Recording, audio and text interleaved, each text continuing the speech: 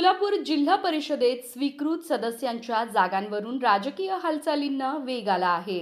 जिल्हा परिषद निवडणुकीत एकत्र लढलेल्या राष्ट्रवादी काँग्रेस आणि राष्ट्रवादी काँग्रेस शरदचंद्र पवार पक्षाने गटनोंदणी मात्र स्वतंत्रपणे केली आहे.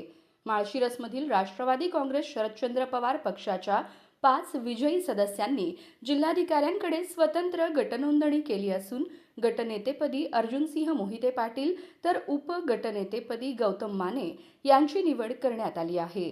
जिल्हा परिषदेत प्रत्येक 10 सदस्यांमागे एक स्वीकृत सदस्य निवडला जाणार आहे. विद्यमान संख्याबळानुसार भाजपला 4, शिवसेनेला 1 आणि राष्ट्रवादी काँग्रेसला 1 अशी 6 स्वीकृत सदस्यपदे मिळण्याची शक्यता आहे. मात्र 7व्या जागेसाठी जोरदार रस्सीखेच सुरू झाली आहे. माळशिरसमध्ये भाजप विरोधात खासदार धैर्यशील मोहिते पाटील यांच्या नेतृत्वाखालील आघाडीने 9 पैकी 7 जागांवर विजय मिळवला होता.